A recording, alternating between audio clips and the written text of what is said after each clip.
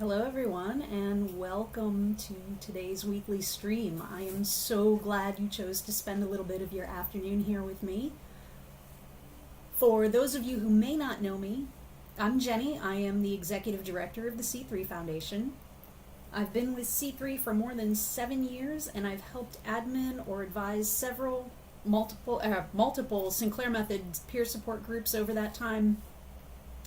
So I have seen a lot of questions. So how's the sound today? I've got a completely new setup. I've got a nice little mic rig here so that I'm not reaching over it. Hopefully to get a little bit better sound. I'm also coming through Streamlabs today, so everything is brand new. Oh, good. I'm glad it sounds better. I've been working on this setup for the last 3 days. So just wanted to make sure I didn't sound like I was trapped in a tin can.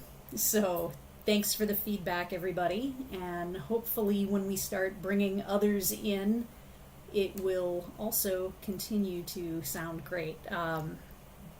Again, brand new setup. I'm sure those of you who have seen other streams noticed I've got a brand new start screen and graphics, basically just to grab everything together and make it look a little bit professional on the fly since we switched everything over last minute. But, you know, how is everybody today? I've got some people in the chat, so love to hear from you. What I'm hoping is that today you'll ask a lot of questions. I've got some stuff that I have prepared to talk about, but I am willing to take this in a lot of different directions because a lot of people seem to think that becoming a normal drinker is a good goal. And a lot of that is coming down to how it's defined. So definitely ask questions all along. I've simplified my setup so that I can more easily see questions as they come into the chat. But anyway, glad you guys are here. So again, today I want to talk about something that would definitely qualify as one of our frequent areas of concern. I want to share this with family members of people who are on the Sinclair Method, so that you can help your loved one find the success they're searching for. And I want to share this with people who are on the Sinclair Method because a normal drinker probably doesn't look like what you might think. And that means that success is going to be really difficult to identify because of that. And I want to share this with anyone out there who just isn't quite comfortable with how much or how often you drink. You may be at more risk than you think, or maybe you just need a few tools to help you drink a little less, and we can help with that too. So one of the most common goals people have when they start the Sinclair Method, or TSM, is to become a normal drinker again. You know, so, I mean, I'd love to hear from you guys, what do you think a normal drinker looks like?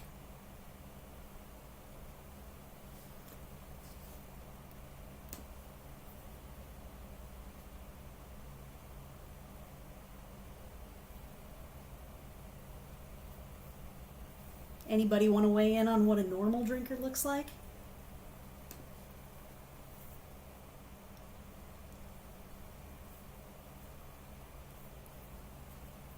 All right, well, I ran a poll in one of the peer support groups a while back, and there were a lot of things that came up that were the same.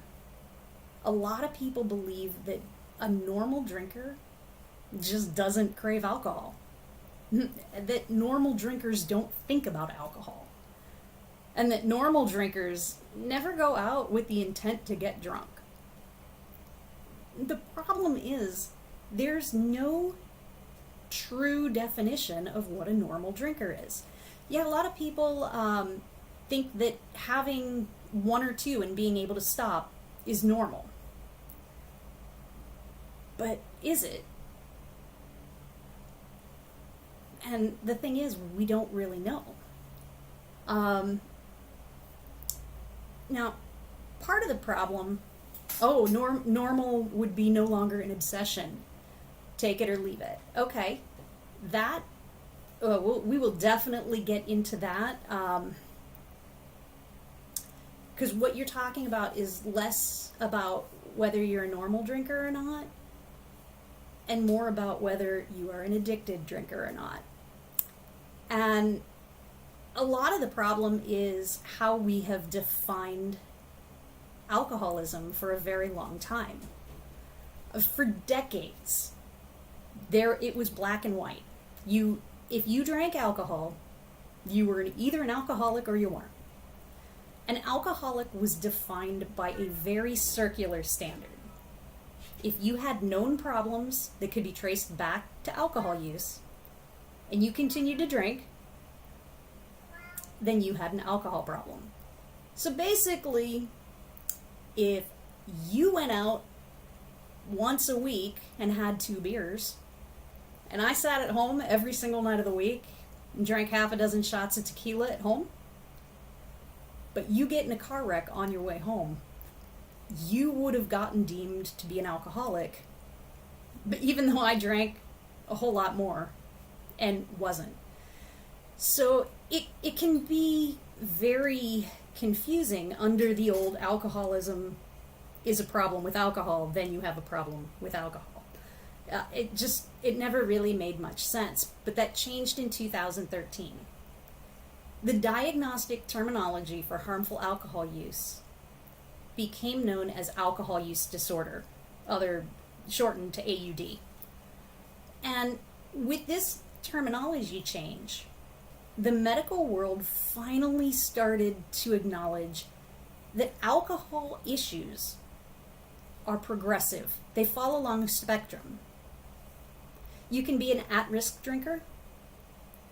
You can have mild, moderate, or severe AUD, and it progresses over time. And what that also did was it acknowledged that 90% of people who drink at harmful levels fall into at-risk, mild, or moderate alcohol use disorder. Not severe AUD, which is what used to be called alcoholism. The problem is all the treatments are set for that 10% of people with severe AUD. So all of that, and there's still no definition of what a normal drinker is. Probably because normal is such a subjective term. What's normal for one person could be anything but normal for someone else. So how do we even know what normal is? Is it going out and drinking the same amount as your friends every time you go out? That would seem normal. But is it? Is it drinking a bottle of wine a night just because you have for the last 10 years? Is it normal to just get angry at your spouse and grab a beer and go sulk in another room? Is it normal to just say, I'm going to have just one tonight, and then shut the bar down again? Any of these could be normal in certain circumstances. To others, it wouldn't be. And so trying to have a goal as nebulous as normal, you're really setting yourself up for failure, because you can't hit a goal that you can't clearly define. But here's some more questions. Would you think that a person who smashed an empty beer bottle over their own head was a normal drinker? Probably not. How about a person who, when trying to hail a cab, had to be stopped by their friend because the cab was actually a police cruiser? Probably sounds a bit foolish, doesn't it? Well, what about the person who has to wake up and look outside to the driveway to verify that the car is there, but with no memory of driving home? 10 years ago, any of these 3 situations by themselves could have led to a label of alcoholic. Taken together, they almost certainly would have. But that's what's wrong with how we view alcohol use. And until recently, how we treat people for AUD. We've been taught the wrong things. The primary treatment for alcohol addiction has been to demand abstinence without any context at all, without regard to whether or not there are genetic factors that make at-risk drinking advance to biological addiction. So again, instead of a normal drinker, my personal belief is that a person is either addicted or they're not. But those who are not addicted can still be at risk for developing addiction with the right combination of genetics, quantity, frequency, and increased tolerance to alcohol. What makes the difference is that an addicted drinker has a physical and psychological compulsion for alcohol. It's driving and consuming that person. Alcohol physically changes the brain. We've seen this through scientific studies. Alcohol can actually change gray matter in a person's brain. And so over time, it can cause the intense pain of withdrawals. But an addicted drinker doesn't have the ability to just say no. Not without some sort of usually medical intervention. That's why they toss people into detox when they're trying to go the abstinent route. With the Sinclair Method, again, it's a medical intervention. It's taking the opioid blocker an hour before drinking, and it helps to break that. Now, a non-addicted drinker doesn't have the physical addiction to alcohol. If they're making bad choices, they may not actually need to give up alcohol forever. Maybe there's a need for coping skills or anger management skills, communication skills, or maybe just learning impulse control. Maybe there's an issue with being assertive when you say you've had enough and someone tries to pour you another drink anyway. For many years, I was this kind of a risky drinker. In my life, I have dealt with so many of the same things that lead others to drink heavily. I wasn't addicted to alcohol, but I certainly didn't fit what many people think of when they think of a normal drinker. Yeah, there were things that happened during my childhood that have sometimes and even now still continue to follow me. And did I make some bad decisions while I was drinking. And those bad decisions often led me to situations where I drank even more. The reason I'm opening up about this is because a lot of people who are on the Sinclair Method see what they call some progress, but they're holding on to the myth that success means never having another craving for alcohol and never thinking about it and never wanting to get drunk. And so what happens is I see people who doubt their progress instead of identifying more ways to work with it. Now, I understand change is hard. It's a human condition. Change is hard. This is completely inside and outside of addiction. That's why people sign up for the gym and new diets and new exercise programs and all of these New Year's resolutions that fall by the wayside within a couple of weeks, sometimes a matter of days. Change is not easy. And I can empathize with those overwhelming feelings of insecurity and anxiety and that fear of failing or letting people down. I know what it's like to feel ashamed after a night of drinking, even without addiction. But maybe you've been led to believe that those feelings and your addiction are your fault. They're not. They're not your fault. And there are things that you can do about it. The Sinclair Method is going to help you break that physical need for alcohol. It'll help you retake control of your on-off button. But that's only part of the process. The alcohol-free days, when your brain is free from both alcohol and your medication, that's where you build the positive experiences and the connections in your life so that you can address the other issues and habits that are keeping you from successfully moderating within your goals.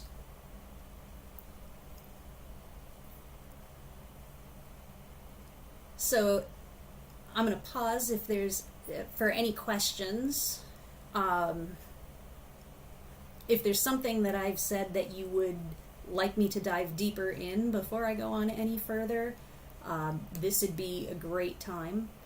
I'm going to take a moment and pop over to the YouTube comments and Twitter to see if there's anything there.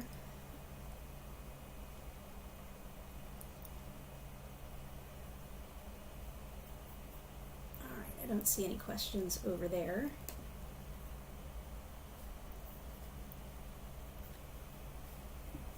So we've got one comment in here for anyone who's watching not on Twitch. It says, I measure my success in TSM based on what I'm accomplishing in my life and measuring my productivity. I will never worry about my drinking, but it doesn't consume... I will never not worry about my drinking, but it doesn't consume my thinking and it's no longer disruptive to my life. But I never not think about drinking. But it's less of a craving and more of a reflection. And I think that talks to so many different things. First of all, the overall success and goal of having your life back. Being the one in the driver's seat and in control. Who doesn't want that?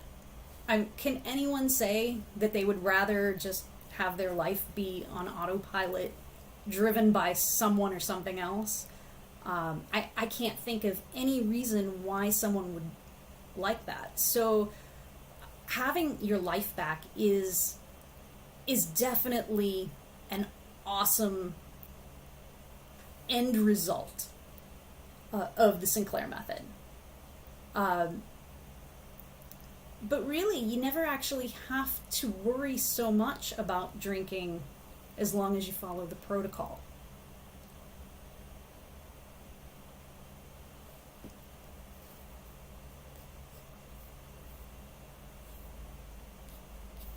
So I'd love to have this get a little bit more interactive if possible.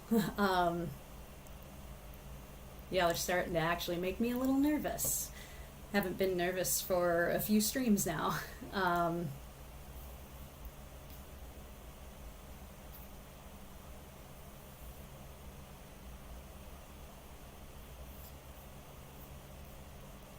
It's so quiet in here.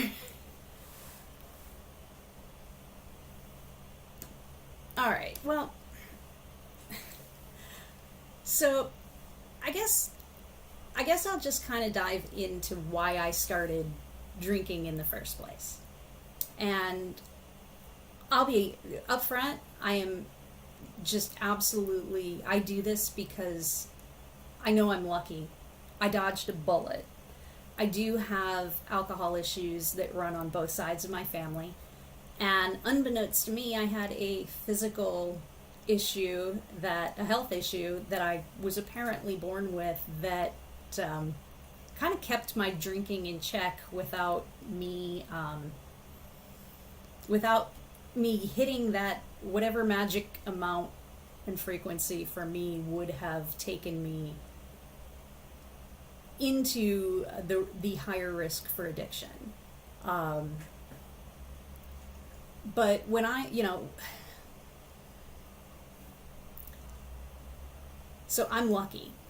And I know I'm lucky, and I know that just a couple of things could have been different in my life, knowing that I wouldn't have dodged this particular addiction bullet. Oh, here's a question. I haven't had any alcohol-free days. I'm only just starting week 3. Is the daytime enough before I take now I'm going to guess that's naltrexone, to rebuild positive associations with positive activities. So if you're drinking in the evening, naltrexone has a pretty short half-life. So if, say, you're planning on having your first drink at 7 and you take your medication at 6, absolutely try to do endorphin building things during the day. A lot of people will go do their workout right before they take their medication, so that they're getting a good endorphin burst, and then they take their medication and it blocks that burst from alcohol. And so it's a little way that a lot of people have found to work in those good healthy habits and good healthy lifestyle changes that they want to make.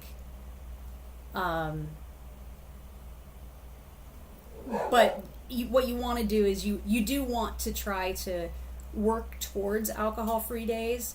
And in 2 weeks, I'm going to talk about some tips and tricks to kind of get you a little closer to getting not only alcohol-free goals, but also reduction goals. So definitely tune in 2 weeks, because we're going to go into that pretty in depth, I hope. But you can work in an alcohol-free day whenever you feel ready. You can set the goal, and if you get to that point and you realize that maybe today's not the right day, then you follow the protocol. You don't beat yourself up for it. You see if there's anything you could have done differently to be successful. Implement it if you can. But you'll know when you're ready, but you won't be certain you're ready until you've done it. But the wonderful thing about positive endorphins, endorphins in general, from positive activities, is it's not just all about the endorphins. If you're going and getting a workout, whether you're getting your endorphins at full throttle or not, you're still getting the physical benefits of working out. If you're taking a walk, you're still using your muscles and strengthening your muscles and building new habits. So I always caution people not to stop the good things in their life or to cut back on them just because they're now doing the Sinclair Method, because anything that you do in your life that's positive is going to have a positive effect, even if you're just starting to build the habit of it. So even if you're not ready for your alcohol-free days, definitely start working in those positive associations and activities, because you'll be building positive habits around them. So it's still beneficial. And all right, bye Denise, I see you leaving. We'll catch you some other time, next stream, and this will, as everything else, be available on playback. So glad you were able to be here. So going back to why I first started drinking, like pretty much everybody alive, I had a complicated childhood. I mean, I don't know anybody who, well, I know probably 3 or 4 people, literally ever, who had a pretty nice, easy, normal childhood. Most of us had complications.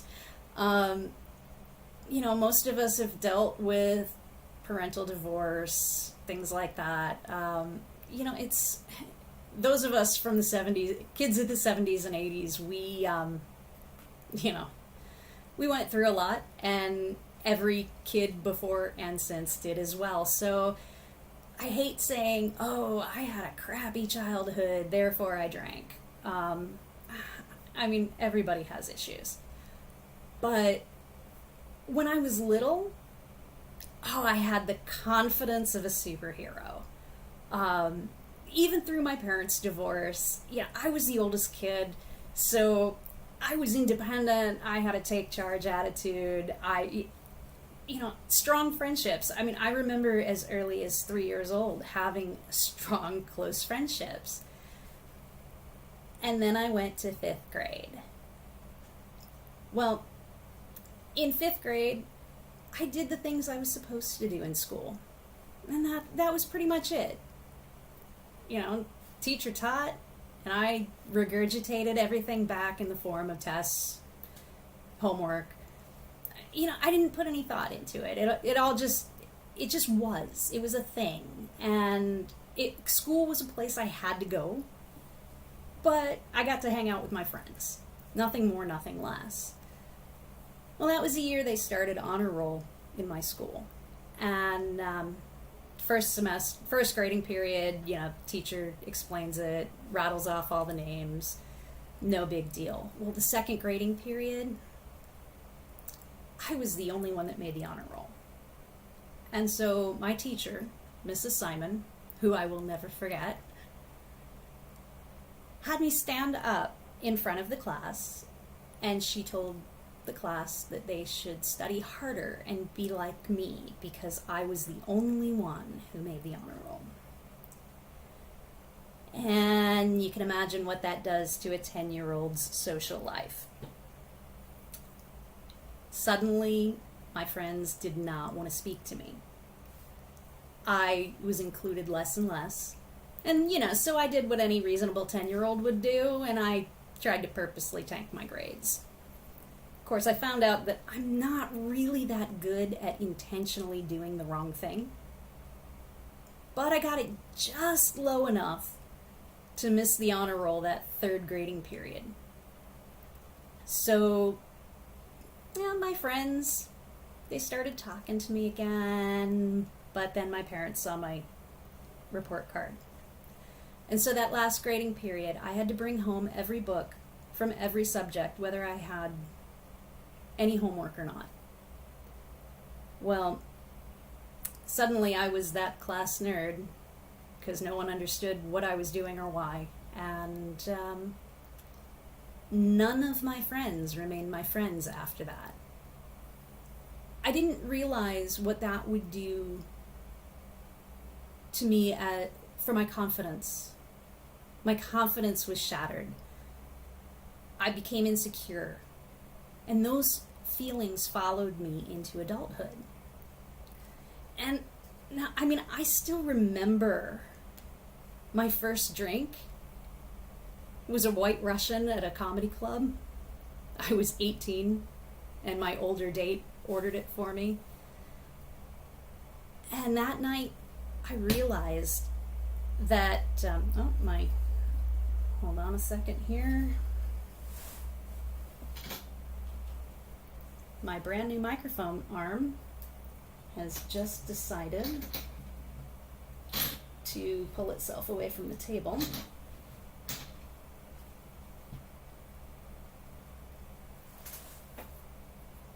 So that's going to be fun. I guess I'll hold it here. But when I had that first drink, I wasn't prepared for how it would make me stop overthinking about being self-conscious, about being anxious. And so alcohol was immediately associated with being relaxed and being able to actually talk to people without constant fear of what they were thinking of me. Now, that can be a pretty powerful thing, because then you start making friends who everything revolves around drinking, and you start seeking out drinking instead of trying to figure out pretty much anything else. And it led to a whole lot of bad decisions. I could probably go on for hours about all the bad decisions that I made in my life while intoxicated. The bad relationships, I could just go forever, but I'm not going to. Um, but if I can have all of those poor experiences as a non-addicted drinker, it's really, really important to know that if you struggle with an addiction, these things that people have told you are because of your alcohol may be because of these other things. And it's individual for each of you. No one has the same story, no one has the same cause and effect, the same reasons. Um, but, you know, there is that popular recovery organization out there whose literature states that there's no such thing as turning an alcoholic into a normal drinker. Well, that's because there's no such thing as a normal drinker. That statement was written before we understood genetics. It was written long before we could map the brain and see what pathways light up in the presence of alcohol. It was decades before science and research gave us multiple medications that can help people who struggle with alcohol. The truth is, there is no such thing as a normal drinker. There are addicted drinkers and there are non-addicted drinkers. And that really, really is important. But part of the reason that the work we do here at C3 is so personal for me, even without having developed addiction, is because it was only through blind luck that I was not among the addicted. I don't take that for granted.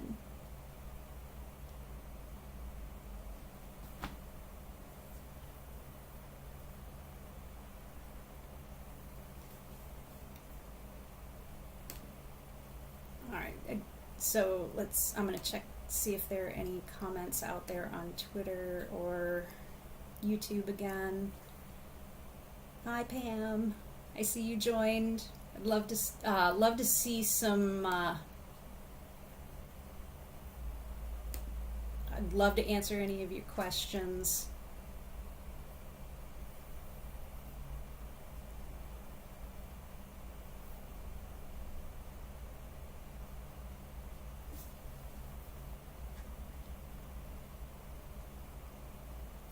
I'm gonna go ahead and put up an intermission screen real quick while I try to fix my microphone so that I don't have to keep holding it here. I'll mute everything. Please, please, please ask some questions.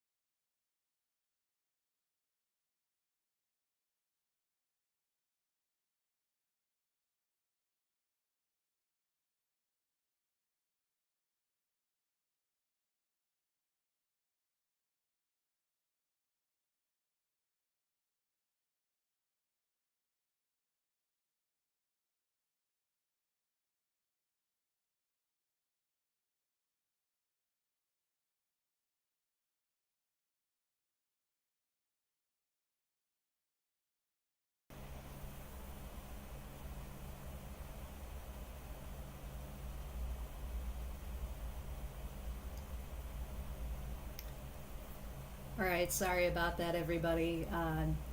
Brand new, as I mentioned at the beginning, brand new setup using a different streaming software today. My microphone setup literally arrived about 90 minutes before the broadcast today, so seeing my microphone start to fall over off the table was a little bit alarming. So again, going back to one of the questions that I had at the beginning about what does a normal drinker look like? And there was a question in there about, would you think that somebody who broke an empty beer bottle over their own head was a normal drinker? I was probably about 22 when that happened. I had gotten into a really bad relationship that pretty much centered almost completely around alcohol. What I didn't know for almost a year into it was that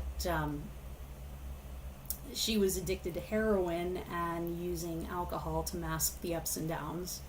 So when things became unstable in the relationship and even violent, there was one particular night where she made a move like she was going to hit me, and I just took my empty beer bottle and, in self-defense, I mean, it made sense at the time, but I smashed it into my head. But here's the thing they don't tell you in the movies and on TV. When a bottle hits your head and doesn't break, it's like an iron bar to your skull. So what I ended up doing, I swung it again, and it hit and it shattered. And it did have the intended effect.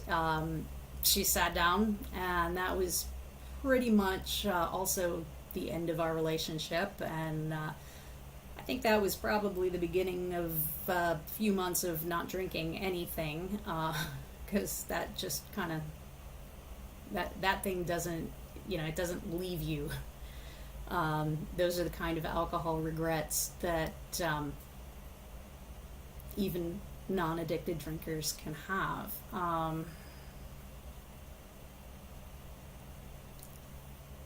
But really, really dumb things and outlandish things are done every day by people who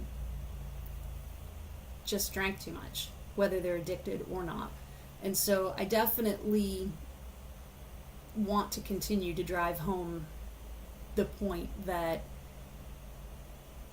the success on the Sinclair Method doesn't mean that you are never, that all of your other things are going to magically fix themselves.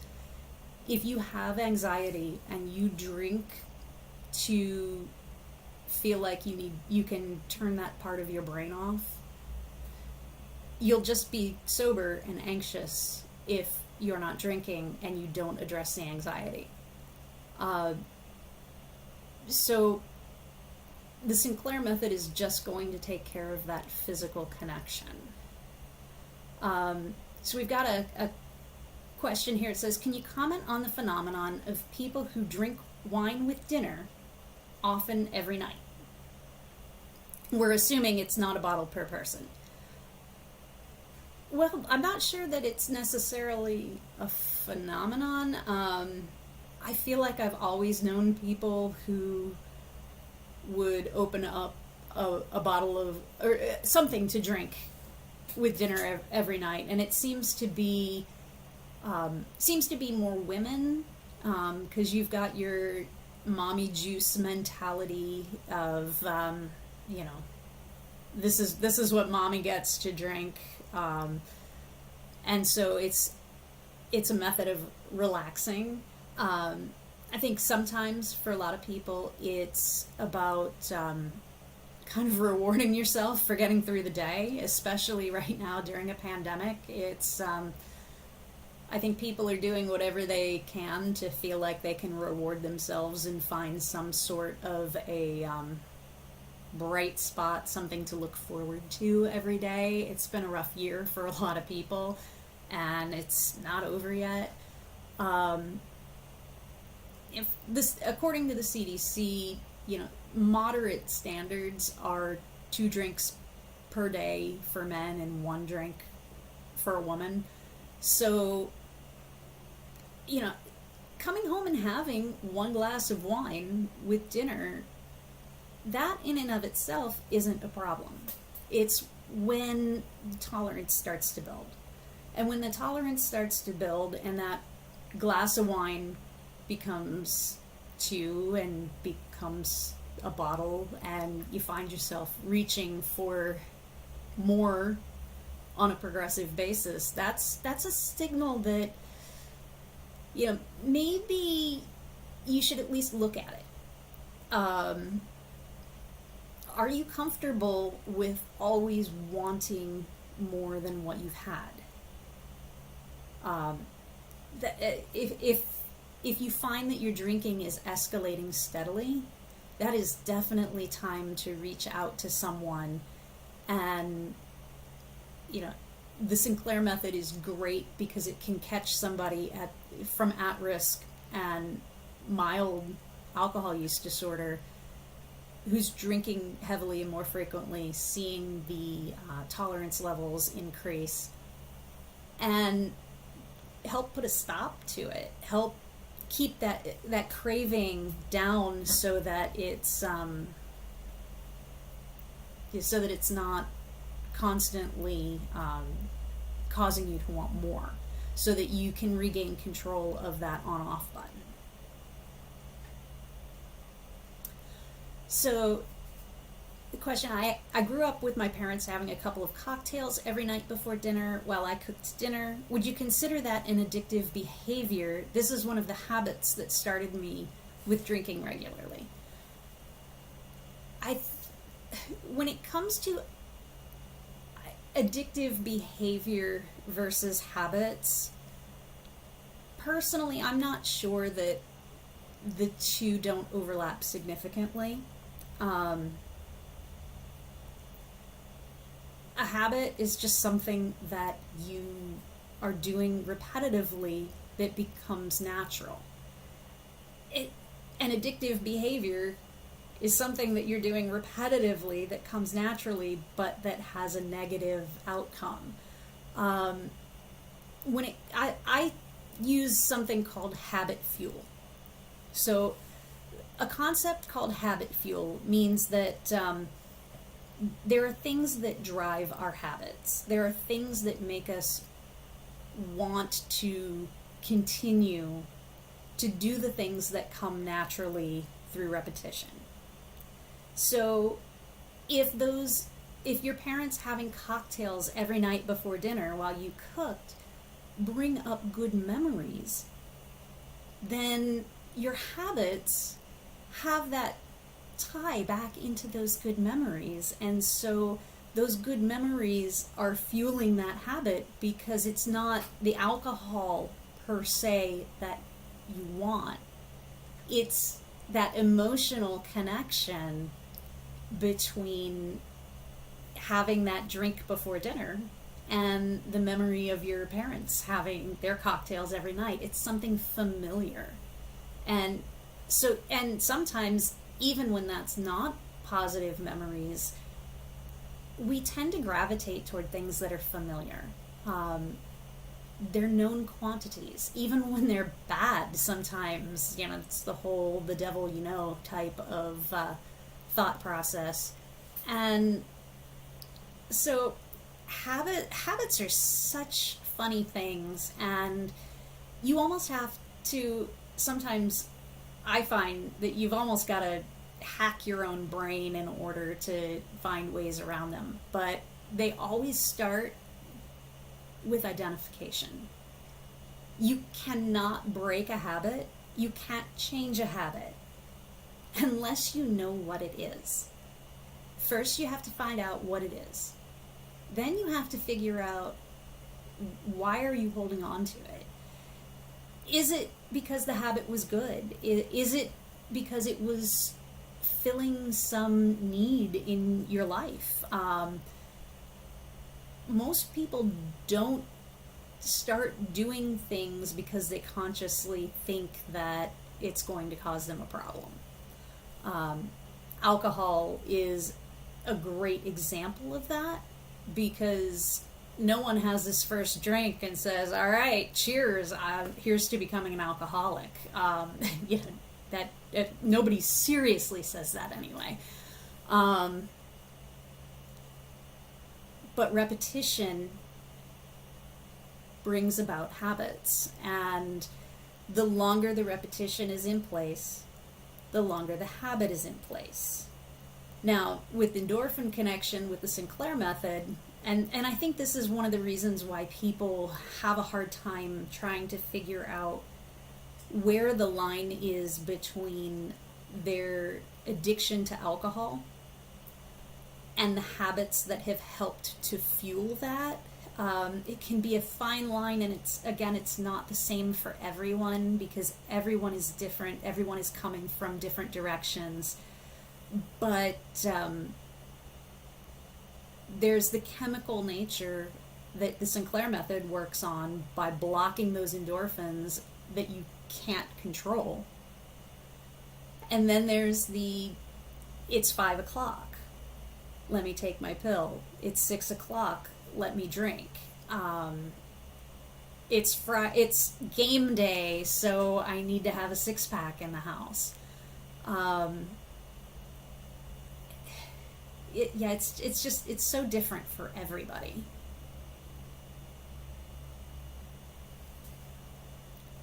I know for me, again, I got really lucky. I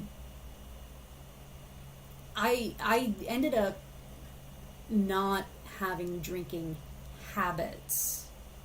I just had very bad drinking behaviors. Alright,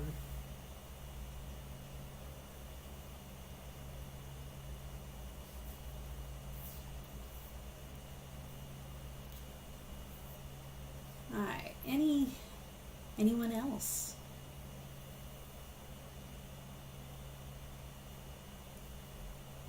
And don't be shy. I'll answer pretty much anything.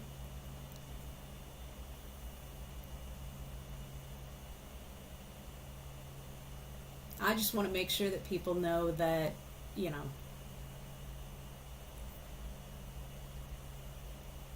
people who aren't addicted also mess up. I see so often in the peer support groups where someone has cut down their drinking 50, 60, 70%, and then they're ready to declare that the Sinclair Method isn't working for them because they lost their job, or they lost a loved one, or they had a medical diagnosis, or something happened, they lost their job. And they think that because they had one bad night or one bad weekend, that it means it's not working for them anymore. And that is, and that it's actually pretty self-defeating, because, and it comes in out of failure, that fear of failure. And so is the phrase normal drinker the same as a social drinker? I think some people treat it that way, but a social drinker, by definition, they're drinking with other people. They're being social about it. Normal, again, there's no definition of normal. There's absolutely no definition of a normal drinker. If a person comes home and drinks one beer a night by themselves, they're not drinking socially, but they're drinking under the CDC limits for moderate drinkers. So it's really difficult to really say. Here's a comment. I had horrible behaviors when I was drinking heavily, and I find that on naltrexone, even if I manage to overdrink, I make much better decisions. Well, that is likely due to the fact that you have your on-off button back, and because you've probably gone through a lot in your life, because I honestly don't know anyone who hasn't. But if you're making better decisions, it's because you've probably learned some pretty valuable lessons from your past that and made a decision when you started the Sinclair Method to be aware of those things and work on them. And so I commend you for making better decisions, because again, non-addicted drinkers can still make some pretty bad decisions. So next one is, since you put out the offer of answering pretty much anything, I'm curious about increasing the dose of naltrexone. How do you know you should, or for that matter, don't need to increase the dose? Is there a minimum time frame to see if the dose is working for you? I've seen comments about people being 25 or 50 but have little perceived results. I don't want to extend my addiction, but if I could have better results by increasing the dose. So before I answer this question, I will say that I am not a medical doctor, and what I am about to say is anecdotal based on 7 years of helping moderate peer support and talking with doctors and having two-way feedback with the medical community and the understanding of the Sinclair Method protocol. When it comes to increasing your dosage, obviously all those decisions should be discussed with your doctor, with your prescribing doctor, because they know your entire medical history. Before you talk to your doctor about potentially increasing your dose, things you should think about are you accurately tracking your drinks? Are you keeping a drink log?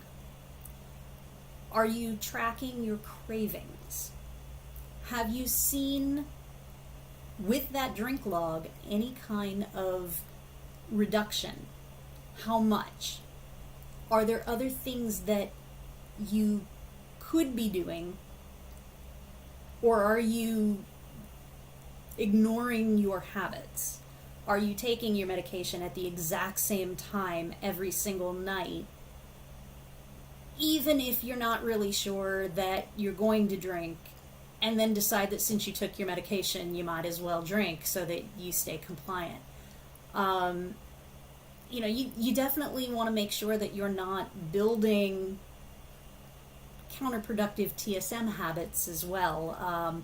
Anyone who's in the TSM breakthrough group on Facebook would be familiar with our moderator. Well, actually, Hank started that group, and he runs the group. But Hank has what's called a 5 and 2, 5 alcohol-free days, 2 standard drinks when you drink, and those you shake them up so that you're not actually creating TSM habits like drinking at 5 p.m. every single night and then finding it difficult to have an alcohol-free day because you've built a 5 o'clock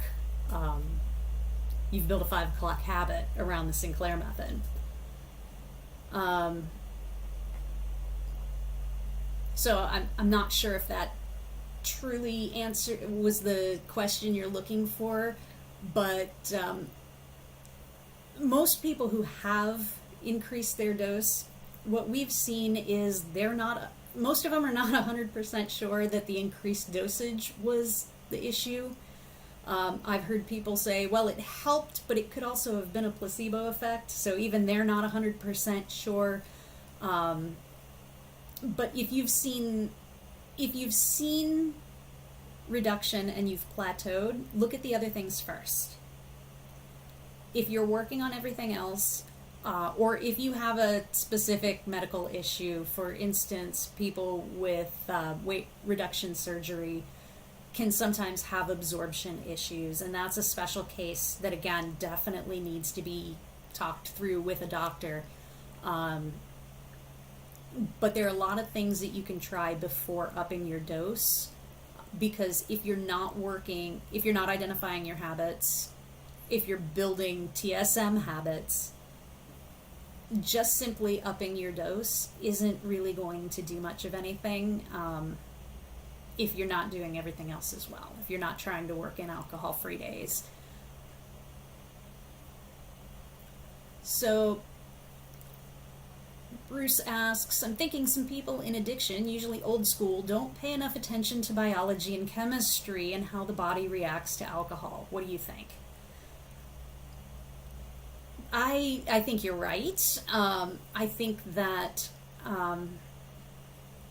even people not in addiction, family and friends maybe don't pay enough attention to biology and chemistry and how the body reacts to alcohol. Alcohol can kind of, it can creep up on you. How many times have you had a few drinks and you feel absolutely fine, and the moment you stand up, boom, the whole world's spinning? I know it's happened to me more than once, and so it's always just never made sense to me to simply use talking about alcohol as a way of treating alcohol addiction, because our bodies definitely react to alcohol differently. For me personally, I'm the kind of person that hard liquor, you wouldn't even really know I was drinking it until I'd had way too much. I wouldn't feel buzzed until I'd had 4 or 5 shots of tequila, 4 or 5 rum and cokes. Give me a beer and I'm halfway through and I'm tipsy. Same thing with wine or champagne. It just complete lightweight. So it's not just, alcohol in general, but our body reacts differently to different alcohols too, which is fascinating, but also a little bit scary.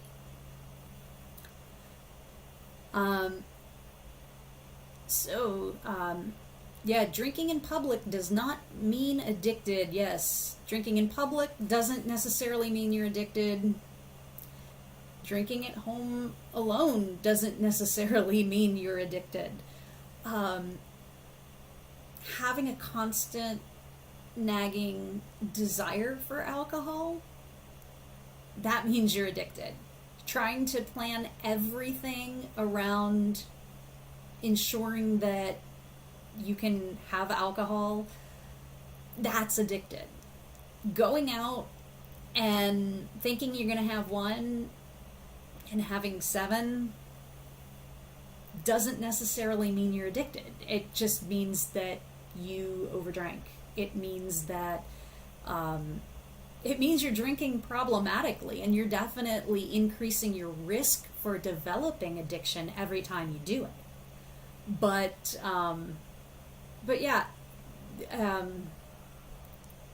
it's definitely, just drinking, drinking socially, again, has nothing to do with being addicted or not. It's, although it can definitely lead to habits. Any other questions?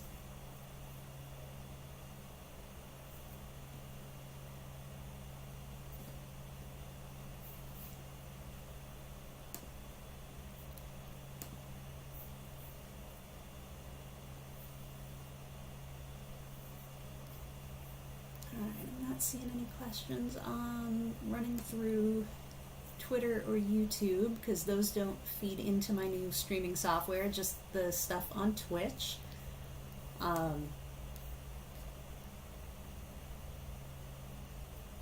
But I definitely, I do want to thank you all for being here and, for caring about what it is that we do here at C3. And if you have a loved one who is on the Sinclair Method, please, please remember that their drinking behavior is a behavior. It's not the addiction itself. And with the Sinclair Method, with any kind of relearning process, which is a lot of what the Sinclair Method is, it's the brain being trained not to get alcohol and constantly scream more, more, more. Any learning process has ups and downs, whether you are learning a new language, you're learning a new instrument, you're learning a new sport, whatever it is. When we learn, it's never linear. We have ups and downs. We have times when, even though we have done very, very well, sometimes we have the not so good days. And it's the same when you're talking about addiction. And so your loved one may show great progress and then have a really bad weekend. And it's scary. And I know that. Of course it's scary, because they're your loved one for a reason. You love them, you care, and you don't want to see them make bad decisions. But it's part of the human nature that's just what we as people do. So if you're family or friends of somebody who is suffering through an addiction, remember that even those of us who are not addicted to a substance can make really bad decisions and have ups and downs in our progress for anything in life. So try to separate that and remember that, so that you can continue to be supportive of the person who is trying to make a positive change in their life where alcohol is concerned.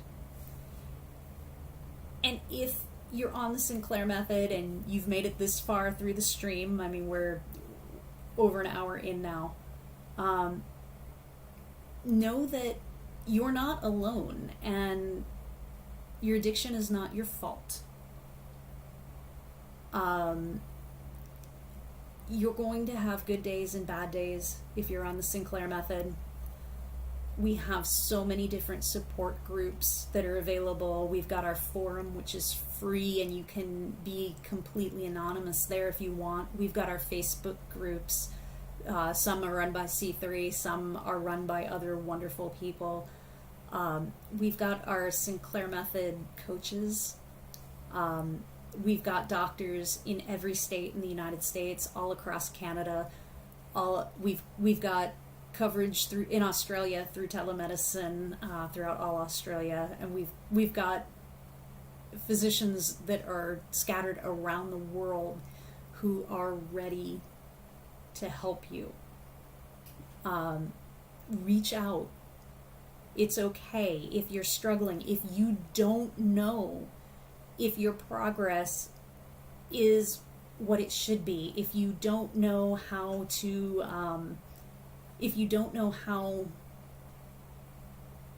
if something is normal to the process. Oh, and yes, Zoom support groups are available daily, and those are run through Embody Daily, and they have a group of other volunteers that host them as well. So the schedule for that is accessible through the C3 website and on the Facebook social media page, peer support groups. But reach out. We're here. We have thousands of people who have been exactly where you are We have thousands of people around the world who can understand what you're going through. And it's not your fault. And statistically speaking, you are much more likely to succeed at the Sinclair Method than you are to fail. So definitely thank you for being here. And if you need to share this with someone else, share it. One other comment on here, let's see. Oh yes, this is a really important question or comment. So I'm gonna mention this for anyone who's not watching through Twitch, and it's about not judging yourself against others who appear to only drink socially and not be addicted. They could be addicted, and honestly, even if they're not, they may still be drinking at problematic levels even without addiction. Sorry, I've got my cat is suddenly wanting a little attention. Come here, Tigger. Come here,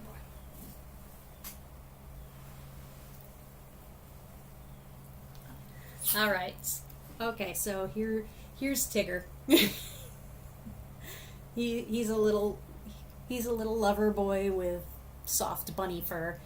So he has apparently decided that my time is up and that it's all about him.